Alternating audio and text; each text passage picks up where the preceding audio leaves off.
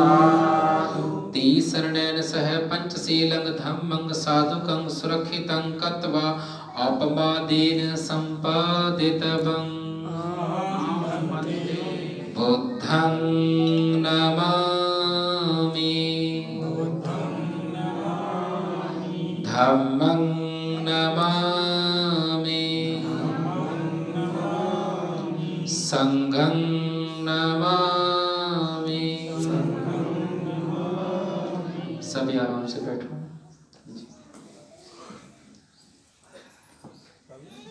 Happy birthday है और हम सब आए हैं हैप्पी बर्थडे सेलिब्रेट करने और फुर्सत में बेहतर चर्चा करने। आज के दिन इस पूरे देश में जनसंख्या का एक बड़ा हिस्सा पूजा पाठ में लगा हुआ है। वो ऐसे देवी देवताओं की पूजा करते हैं जो धन से संबंध रखते हैं, जो संपत्ति के मालिक हैं, और इस समाज से जो लोग विदेशों में गए हैं वो वहां भी पूजा कर रहे हैं, सदियों से करते आ रहे हैं और कर रहे हैं। इसी समझ की वजह से वो भविष्य में भी करते रहेंगे।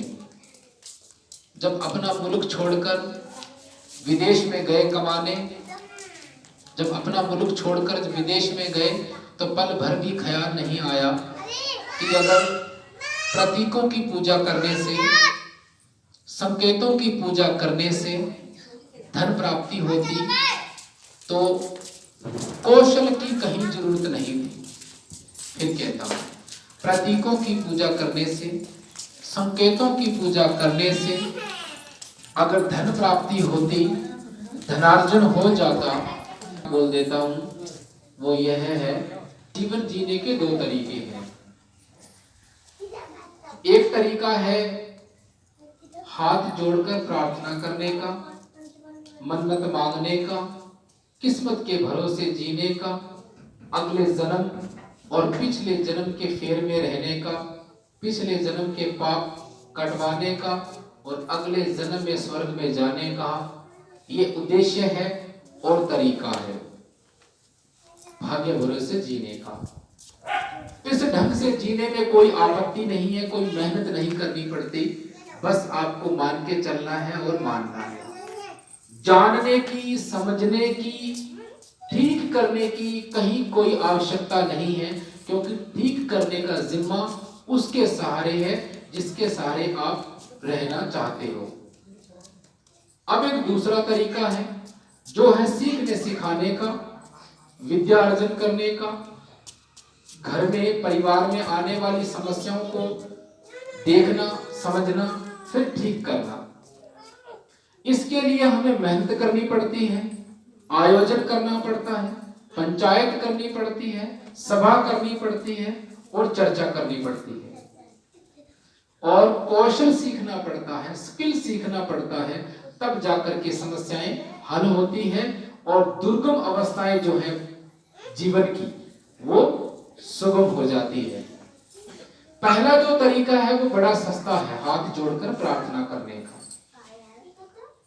इस तरीके को अपनाने में कोई आपत्ति नहीं है, कोई अलग से मेहनत नहीं करनी पड़ती और इस पे भारत सरकार द्वारा कोई टैक्स भी नहीं लगता है।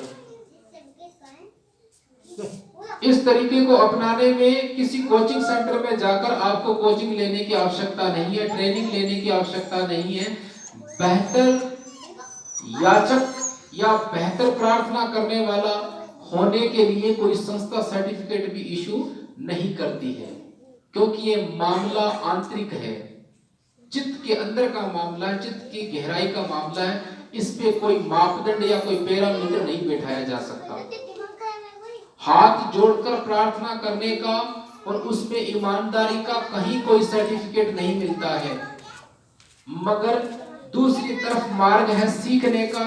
चुप करो, दूसरी तरफ है मार्ग सीखने का, सीखने सिखाने एक विशेष आप स्किलफुल हो जाएंगे और आपका स्किल बढ़ जाएगा, आपकी योग्यता बढ़ जाएगी और आपको एक औपचारिक एक फॉर्मल सर्टिफिकेट इशू किया जाएगा, प्रमाण पत्र दिया जाएगा, प्रमाण पत्र दिया जाएगा।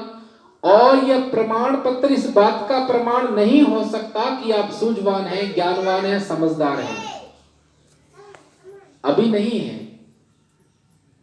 मेरे ऐसे कहने से ऐसा समझा जा सकता है कि भंते जी आप ये कह रहे हो कि प्रार्थना करने में कोई मेहनत नहीं है, कोई बहुत ज्यादा लक्ष्य निर्धारित नहीं करना पड़ता, कोई समय खर्च नहीं करना पड़ता। ठीक दूसरी तरफ जिसमें हमें अपना कौशल बढ़ाना है, स्किल बढ़ाना है, योग्यता बढ़ानी है, तो उधर हमें एक सर्टिफिकेट मिलेगा जो यह बताएगा कि हमने इतनी इतनी क्लास पास कर ली है, ये डिप्लोमा कर लिया है, उस ज्ञान विशेष पे हमारी डिप्लोमेसी है। लेकिन फिर मैंने कहा कि उस सर्टिफिकेट का मतलब यह नहीं निकलता कि आप समझदार हो, आप में विवेक है। तो फिर सर्टिफिकेट का मतलब क्या है? सर्टिफिकेट जो है वो केवल और केवल उलाहना उतारने की बात है, केवल और केवल प्रमाण है कि आपने समय खर्च किया है, प्रमाण है कि आपकी हाजिरियां वहां है, प्रमाण है कि किसी संस्था ने आपको स्वीकार किया है कि आपने सीखा है। वह प्रमाण पत्र ये बताता है कि आपने सीखा है, मगर वह प्रमाण पत्र ये सिद्ध नहीं करता है कि आप अक्लमंद हैं, आपकी निर्णायक क्षमता बेहतर है। आपकी निर्णायक क्षमता बेहतर है, यह सिद्ध कहां होता है? That is point. आप में निर्णायक क्षमता है, आप बेहतर प्लानिंग बना लेते हैं, आपको अपनी बात अथवा उलझन भरी बात को ठीक तरह से समझाना आता है। यह प्रमाणित कहां होता है? आपके बीए पास का सर्टिफिकेट आपकी समझदारी का सर्टिफिकेट नहीं हो सकता। आपकी समझदारी की अभिव्यक्ति, आपके समझदारी की अभिव्यक्ति इस बात में है कि आप अपने परिवार में, अपने कुल में, या अपने गांव, या अपने जो समूह है जिसके आप प्रत्यक्ष अप्रत्यक्ष रूप से सदस्य हो, उसकी समस्याओं को कितना ठीक कर लेते हो। अगर मैं और मोटे तौर पे कहूं तो मैं ये कहूं कि अपने जीवन में और अपने परिवार में समस्याओं को कितना ठीक कर लेते हो, इसी बात में है कि आप समझदार हो। दूसरे ढंग से कहता हूं, आपकी समझदारी बीए पास के सर्टिफिकेट में नहीं है, आपकी समझदारी इस बात में है कि क्या आपके अंदर जो दो विपरीत विचार चल रहे हैं, आपकी कर्तव्य विमूढ़ हैं, आप पजल हैं, आप ठीक से तय नहीं कर पा रहे कि क्या करना चाहिए और क्या नहीं करना चाहिए,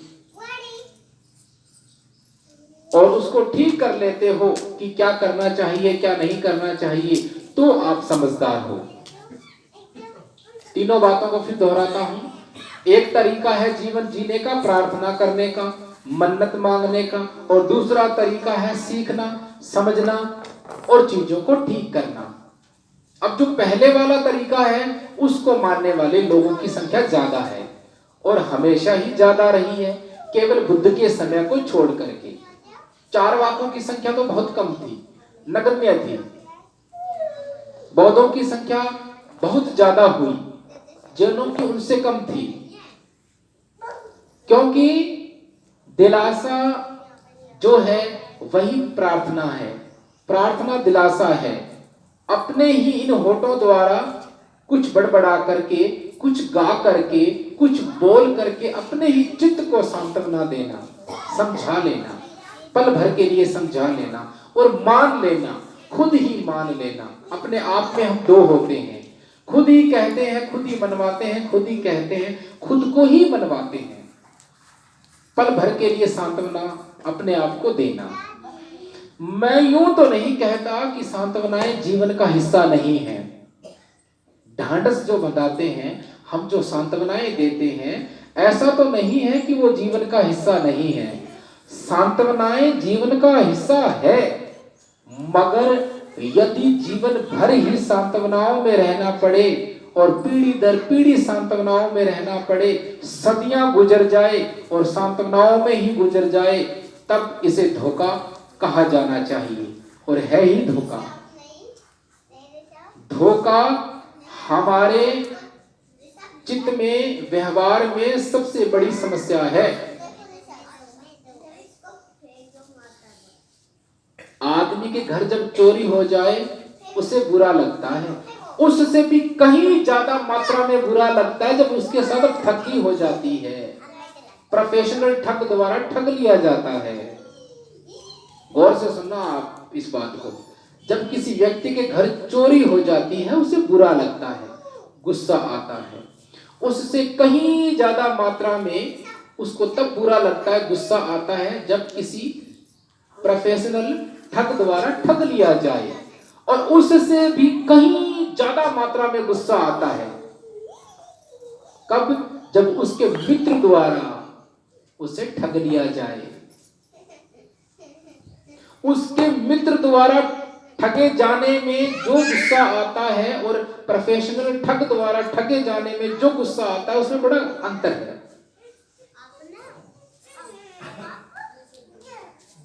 जब कोई चोर चोरी कर लेता है आम, तो कम गुस्सा आता है, और जब कोई तुच्छ चीज की चोरी हो जाए, बाहर से कोई चप्पल पहन के चला जाए, थोड़ा सा बुरा लगेगा हमें।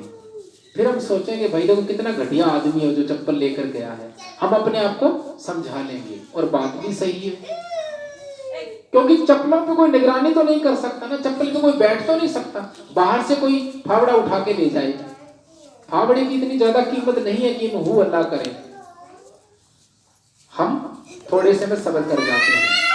आप ध्यानपूर्वक सुनिएगा, मैं कहना क्या चाहता हूं, मेरी इस बात के पीछे लक्ष्य क्या है, क्योंकि सीधा सीधा कहा हुआ समझ में नहीं आता, और जब समझ में नहीं आता तो फिर मानने को तैयार क्यों हो? क्योंकि फावड़े पे हमने इतना ज्यादा ध्यान नहीं लगा रखा था कि हम अपमान महसूस करें कि किसी ने चोरी कर लिया। जूते चप्पल पे हमने इतना ध्यान खर्च नहीं किया है, इतनी एकाग्रता नहीं लगाई है, हमने चप्पलों की निगरानी और फावड़े की निगरानी को इतना चुनौतीपूर्ण नहीं स्वीकार किया है कि चोरी होने के बाद हमें गुस्सा आए और बुरा लगे। मगर जब कोई हमारे खाते से पैसे निकाल ले अथवा हमारा प्लॉट किसी और के नाम बोलने लगे, तब हमें बहुत गुस्सा आता है।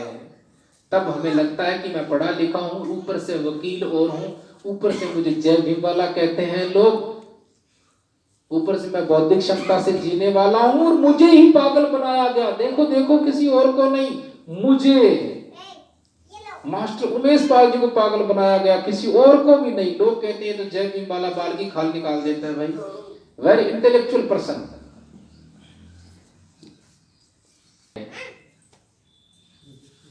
ऐसा नहीं है कि वो बेवकूफ है, बुद्धिमान है, क्योंकि बहुत इंटेलेक्चुअल पर्सन के साथ अगर बेईमानी करनी है या धोखा देना है, उसे पागल बनाना है, तो उससे कहीं ज्यादा मात्रा में बुद्धि होनी चाहिए। ऐसा ये व्यवहार में ऐसा पाया जाता है। पुनः जीवन जीने के दो तरीके, एक प्रार्थना, एक सीखना, समझना और जीवन को ठीक करना। दूसरे वाला मार्ग महंगा पड़ता है।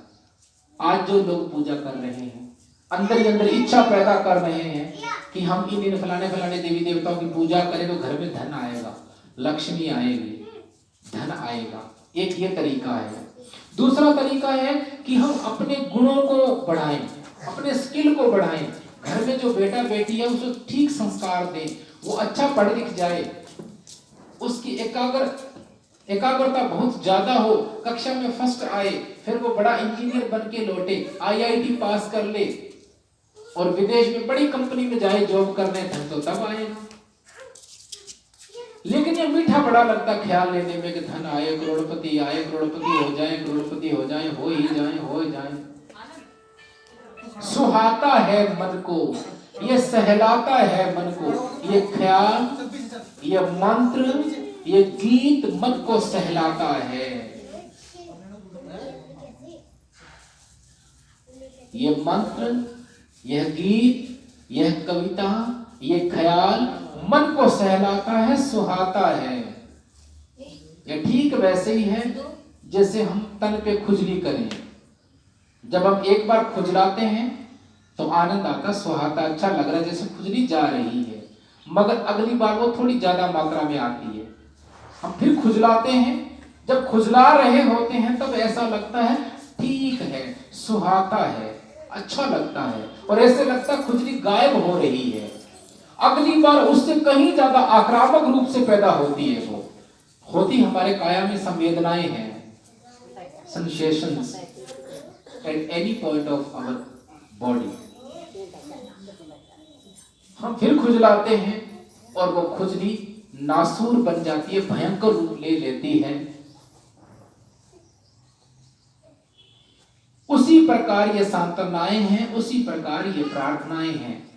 कभी कभार घटनाओं का संयोग बैठता है, तुक्का लग जाता है, दूसरा तीसरा भी लग जाता है, और जिसके तीसरा लग जाता है वो अगली पीढ़ी को वही मंत्र और गीत सिखा करके जाता है। आपने कभी किसी को यूं कहते हुए देखा होगा, अजी मैंने दुनिया देखी है। वो एक बार आगरा गया होता है, और कभी किसी टाइम में दिल्ली गया था, वो भी किसी का पता करने, कोई एमएस में भर्ती था उनका। एक बार वो लुधियाना गया था, एक बार घुटनों का इलाज कराने के चक्कर में वो कलकत्ता गया था, और उसने दुनिया देख ली। अपने ही देश के 3 शहरों को देखकर वो ये कहता मैंने दुनिया देख रखी। 3 शहरों में दुनिया बसती है, 200 देशों का क्या। उसने रेगिस्तान की रेत नहीं देखी, हिमाचल के, जम्मू कश्मीर के पहाड़ नहीं देखे, 3 शहर जाकर कहता है मैंने दुनिया देखी है। अब आप वहीं से पता लगा लो, जो 3 शहरों के लोगों को दुनिया कहता है, उसकी दुनिया इतनी छोटी है, समझ कितनी होगी। और 3 शहरों में वो गया है, कम से कम उसने उतनी स्पीड में कोई 500 लोगों को देखा। देखने का मतलब लोगों से बातचीत करना और उनकी बुद्धि से परिचय होना होता है। आज मैं सिखाता हूं दुनिया घूमना कहते किसे हैं सही मायने में, ऑन द ग्राउंड। दुनिया घूमने का मतलब है वहां के लोगों की संस्कृति देखना, वहां के लोगों का सोचने समझने का तरीका देखना, और उनसे बातचीत करके उनकी बुद्धि के बारे में अधिकतम जानकारी जुटाना, उसे कहते हैं दुनिया देखना। ऐसे तो फोन पे दुनिया देखी जा सकती है, क्या फर्क पड़ता है? आप बस की, ट्रेन की खिड़की में से लोगों को देख रहे हो और फोन पे देख रहे हो, कोई फर्क नहीं पड़ता, बहुत हद सेम। बट सही मायने में दुनिया घूमना उसे कहते हैं जो दुनिया के बारे में जानता हो, या उसकी सूचनाएं विश्वसनीय हो, तब उसे समझ में आती है। तो पहला तरीका है प्रार्थना करने का, दूसरा तरीका सीखने का, समझने का और चीजों को ठीक करने का। धन कमाने के लिए हमारे अंदर योग्यता होनी चाहिए, बच्चों के अंदर योग्यता होनी चाहिए, और घर में बुरी आदतें, बुरे व्यसन नहीं होने चाहिए। कितनी मीठी लगती है जिसके 4 लड़के हैं, लड़कों की माँ खास करके ये ख्याल करती है मेरे 4 बहू आएगी, अगर बड़े वाली सही नहीं निकली तो दोबारा धोखा नहीं खाऊंगी, अच्छे घर की लाऊंगी, अगर दूसरी खराब निकली तो तीसरी बार तो मैं कुछ भी हो जाए चाहे गांव की लेके आऊंगी। और एक दिन पता चलता दोनों मियां बीवी अकेले रह रहे हैं और बहुएं अलग अलग है 4, अब रह गए। और फिर 4 बेटे हैं, अच्छे अच्छे घर रिश्ता करेंगे, क्या जी बढ़िया घर रिश्ता कराओ जी, क्या जी कुछ नहीं चाहिए, बस लड़की चाहिए, एक सूट में लड़की चाहिए। बाद में इधर वाले हाथ से इधर खुजला के बोलते देख लो जी रीत सी चली आई है, पड़ोस में लड़का ITI है, फीटर में वैगनर आई है। अच्छा लगता है, मन को सहलाता है। शादी में दहेज लेकर के कभी भी कोई अंबानी नहीं बना, शादी में दहेज लेकर कभी भी किसी की गरीबी नहीं कटी। जो मोटरसाइकिल दहेज में मिला था ना लोगों को, उसको बेचकर डीजे वाले के पैसे देने पड़ते हैं। जिनके घर में गाड़ी खड़ी करने की जगह नहीं है वो लोग भी गाड़ी मांग लेते हैं, बेहोशी रहती है। 5 मिनट वो पहले कह रहा था क्या करें जी बहुत गरीब है, तेल ही पूरा नहीं होता, बिजली का बिल ही पूरा नहीं होता। अगले 15 मिनट बाद वो कहता ऐसी बात नहीं है, गाड़ी तो हमें सफारी दे दो, चाहे BMW में तेल भरा लेंगे, कोई दिक्कत नहीं है, जमीन बैंक वालों को लिखवा देंगे पर तेल उसमें भरवा लेंगे। ये जिद जीवन नहीं हो सकता। तकलीफ परिवार में, घर में कब आती है? जब हम अपनी सोर्स ऑफ इनकम से ज्यादा का स्टैंडर्ड बनाए रखने की कोशिश करते हैं, और किसी भी बात को चुनौती के रूप में ले लेते हैं। यहां ध्यानपूर्वक सुनना, किसी आदमी की बात को चुनौती के रूप में जो लोग लेते हैं उनको बहुत खतरनाक बीमारी है। जैसे किसी ने चलते चलते यूं ही कह दिया, अरे इनकी कहाँ औकात है, इनकी भाई फौजी ये औकात ना है, ये ना ले सके बुलेट मोटरसाइकिल। चुभ गई बात, वो तो कह रहा था, चुभ गई बात, अगले दिन ले लिया फिर कर्जा। तो आप मेरे से यह पूछ सकते हो भंते जी, जो फिर ऐसे बार बार कहे उसका इलाज क्या है? उसको आप रोक लो, एक गिलास पानी पिलाओ ठंडा, तो भाई साहब पियो पियो जरा, एक गिलास ठंडा पानी पियो आराम से। पानी पिलाने के बाद बोलो 2-3 लंबी लंबी सांस लो, क्योंकि वो आपको कह रहा है, सुना रहा है, तो इतना तो कहा जा सकता है। अपना व्यवहार पहले ही ऐसा सेट कर लो कि आपको आसानी रहे। आपका मन बोलने को कब नहीं करता किसी से, जब आप चुनौती ले लो।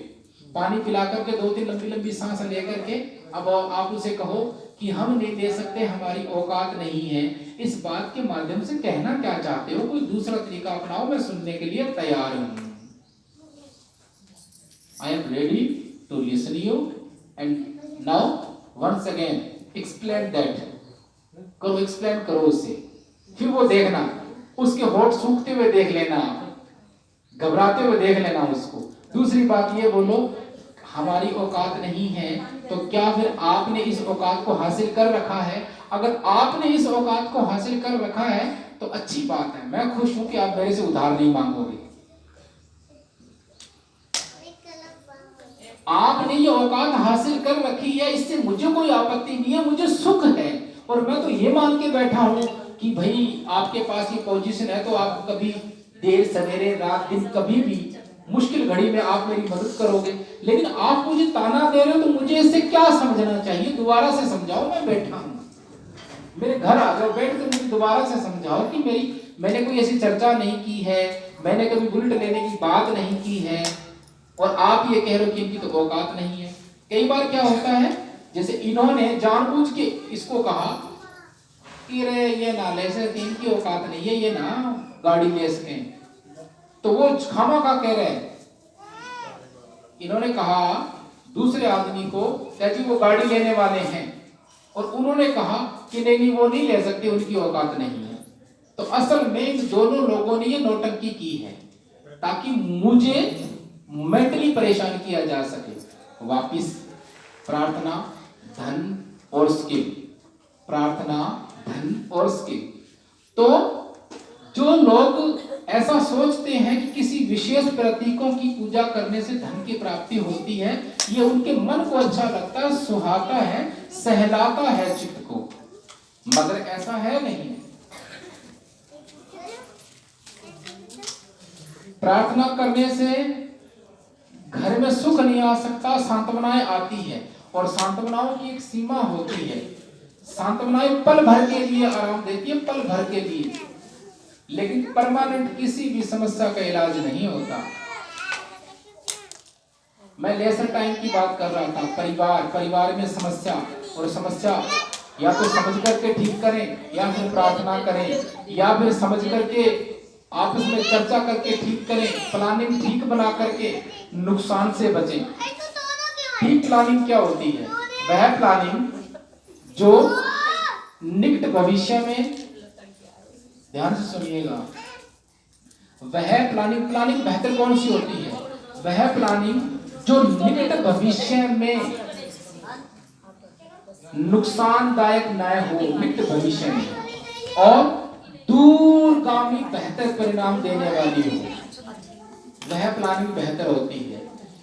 ये आपके बच्चों के बारे में हो सकती है, बच्चों की पढ़ाई के बारे में हो सकती है, मकान प्लॉट खरीदने के बारे में हो सकती है, आप जो व्यवसाय करना चाहते हो उसके बारे में हो सकती है।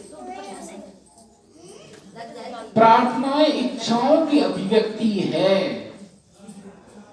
प्रार्थनाएं आपकी प्रबल इच्छाओं की अभिव्यक्ति है, मगर उन इच्छाओं को पूरी करने की युक्ति, एक तो विवेक है, दूसरा प्रार्थना है। असल में प्रार्थना युक्ति नहीं है, अभिव्यक्ति है, सिर्फ अभिव्यक्ति है, युक्ति नहीं है। कहने का मतलब है प्रार्थना से ठीक नहीं होने वाला। क्या आपको लगता है? आराम से आप सोच करके देखना और पूछ करके देखना किसी को कि क्या प्रार्थना करने से उनके घर में जो 15-20 साल के लड़के लड़कियां हैं तो क्या उनके आचरण बदल जाते हैं? क्या उनके संस्कार बदल जाते हैं? क्या उनका सोचने समझने का तरीका बदल जाता है? नहीं बदलता। अब दूसरी साइड है, दूसरी साइड में वो माँ बाप, सबसे बड़ी बात बता रहा हूँ सबसे पहले मैं, वो माँ बाप जो अपने ही बच्चों के लिए आदर्श होते हैं। सबसे पहले तो वो बच्चे अपने माँ बाप को सुनना पसंद करते हैं, अपने पिताजी जैसा बनना चाहते हैं, अपने दादाजी जैसा बनना चाहते हैं। एक बात, जो माँ बाप अपने बच्चों से फ्रेंडली रह करके उनसे चर्चा करते हैं, बातचीत करते हैं, वो अपने बच्चों को समझा पाते हैं। दो बात। और तीसरी बात है बच्चों की मम्मी के हिस्से की। बच्चे छोटे हैं, अब इनके मम्मी को ये पता होना चाहिए कि उनके दादाजी का रुतबा क्या है, क्योंकि नाना से कम और दादा से ज्यादा प्रेरित होते हैं। उसको ये मालूम होना चाहिए कि बेटे तेरे दादाजी समाज सेवक थे, तेरे दादाजी को दूर दूर लोग बुलाया करते थे, जब भी पंचायत होती थी तो इनकी बात को तवज्जो दी जाती थी, तेरे दादाजी बहुत बड़े समाज सेवक रहे हैं और फलाने फलाने गांव के जो लोग हैं वो आपके दादाजी के नाम की बड़ी रिस्पेक्ट करते हैं। ये बातें जब आपका बच्चा बार बार सुनेगा तो वो भी आदर्श पूर्ण जीवन बनाने की कोशिश करेगा। डेफिनेटली ही और she will build a ideal life, build a ideal character, ideal personality. रुतबा ये जरूरी है, क्योंकि जब हम बच्चों को सिखाएंगे नहीं कि आपके जीवन में कौन सी बात आदर्शपूर्ण है, किस प्रकार का व्यवहार आदर्शपूर्ण है, किस प्रकार का व्यवहार बेटे तुझे विरासत में मिला है, तब तक उनकी परवरिश अधूरी है।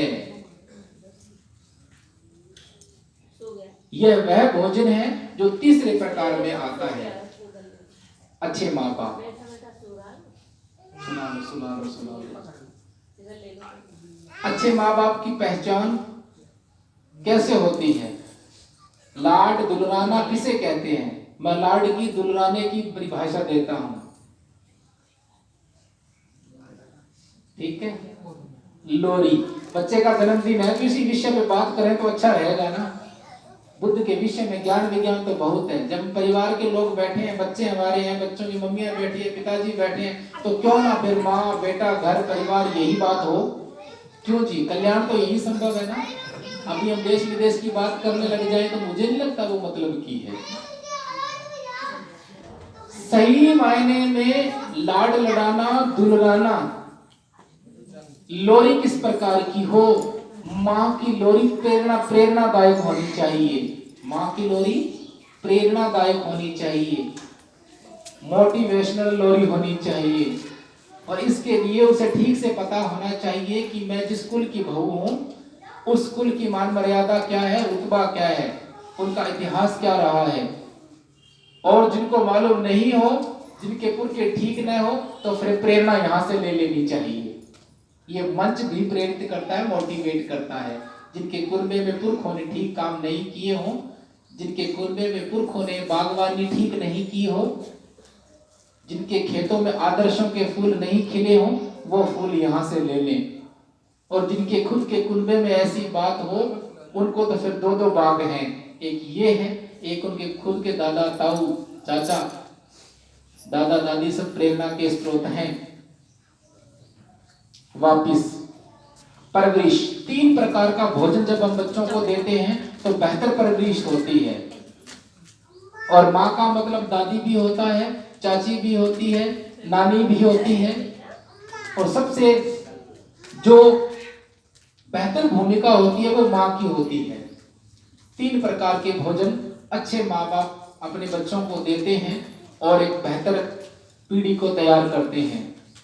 सबसे पहले तो भोजन अच्छी इनकम का अर्जन होना और उससे फिर थाली में अच्छा भोजन देना, जिससे शारीरिक तंदुरुस्ती हो, ऊंची कदकाठी हो, स्वस्थ मस्तिष्क हो, कुशाग्र बुद्धि का हो बच्चा, पूरा भोजन मिलेगा तो निरोगा होगा। चलो जी, एक प्रकार का भोजन हो गया। दूसरे प्रकार का भोजन है संस्कार। संस्कार का मतलब है अच्छी तरह से बैठना, बड़े बुजुर्गों का मान सम्मान करना और बाहर से आने वालों का वेलकम करना, बड़ों की किस बात का क्या जवाब देना है यह सिखाया जाना। ये दो प्रकार के भोजन है। तीसरे प्रकार का भोजन है प्रेरणा, और उसके बगैर पहले दो भोजन किसी काम के नहीं है। अब ध्यान सुनना, मैं तीनों में संबंध बता रहा हूं। तीसरे प्रकार का भोजन है प्रेरणा, मोटिवेशन, उत्साह, हिम्मत, आत्मविश्वास। ये तीसरे प्रकार का भोजन है। तीसरे प्रकार के भोजन को आप कई नामों से पुकार सकते हो। मोटिवेशन, प्रेरणा, हिम्मत, आत्मविश्वास, आत्मबल, ये है तीसरे प्रकार का भोजन। तीसरे प्रकार के भोजन के बगैर पहले दो प्रकार के भोजन किसी काम के नहीं हैं। एक बार, तीसरे प्रकार के भोजन के बगैर पहले दो प्रकार के भोजन अपने आप में रोग हैं। मैं रोग कहता हूं, बीमारी कहता हूं इन्हें। किसके बगैर? तीसरे के बगैर।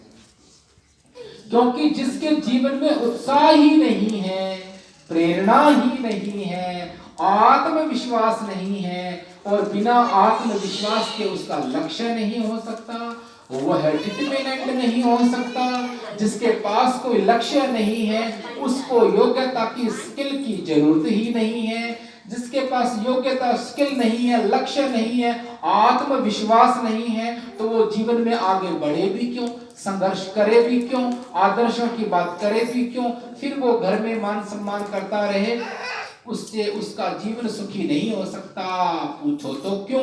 क्योंकि वो किसी के द्वारा ठग लिया जाएगा, डरा लिया जाएगा, धमका लिया जाएगा, कहीं भी दुख उसे घेर लेगा। तो इसी प्रकार पहले दो जो